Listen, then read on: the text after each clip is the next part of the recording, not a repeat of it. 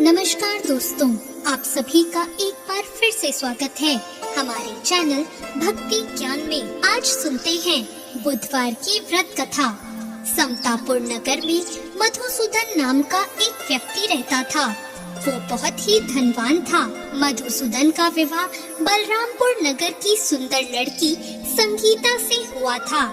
एक बार मधुसूदन अपनी पत्नी संगीता को लेने बुधवार के दिन बलरामपुर गया। मधुसूदन ने अपनी पत्नी के माता पिता से कहा कि बेटी को विदा कर दो।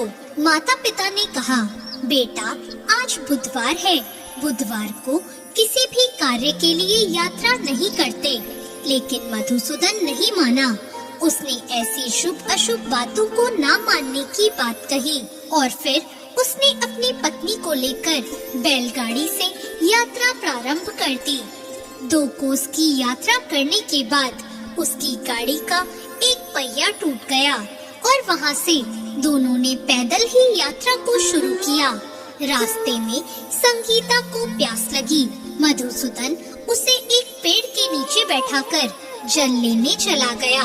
थोड़ी देर बाद जब मधुसूदन कहीं से जल लेकर वापस आया तो वो बहुत हैरान हो गया, क्योंकि उसकी पत्नी के पास उसकी ही शक्ल सूरत का एक दूसरा व्यक्ति बैठा था। संगीता भी मधुसूदन को देखकर हैरान रह गई और वह दोनों में कोई अंतर नहीं कर पाई।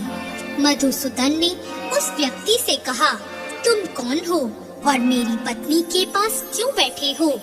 मधुसूदन की बात सुनकर उस व्यक्ति ने कहा, अरे भाई, ये मेरी पत्नी संगीता है। मैं अपनी पत्नी को ससुराल से विदा करके लाया हूँ। लेकिन तुम कौन हो जो मुझसे ऐसा प्रश्न कर रहे हो? मधुसूदन ने कहा, तुम जरूर कोई चोर या ठग हो। ये मेरी पत्नी संगीता है। मैं इसे पेड़ के नीचे बैठाकर पानी लेने गया था। इस पर उस व्यक्ति ने कहा, अरे भाई, तुम झूठ क्यों बोल रहे हो? संगीता को प्यास लगने पर जल लेने तो मैं गया था। मैंने तो जल लाकर अपनी पत्नी को पिला भी दिया। अब तुम चुपचाप यहाँ से चलते बनो, नहीं तो किसी सिपाही को बुलाकर तुम्हें पकड़वा दूंगा। दोनों एक दूसरे से लड़ने लगे। उन्हें लड़ता देखकर बहुत से लोग वहाँ इकट्ठे हो गए। नगर के कुछ सिपाही भी वहाँ आ गए। सिपाही उन दोनों को पकड़कर राजा के पास ले गए और उनकी सारी कहानी सुनकर राजा भी कोई निर्णय नहीं कर पाया। संगीता भी उन दोनों में से अपने वास्तविक पति को नहीं पहचान रही थी। राजा ने दोनों को कारागार में डाल देने के लिए कहा। राजा के फैसले पर असली मधुसूदन भयभीत हो उठा।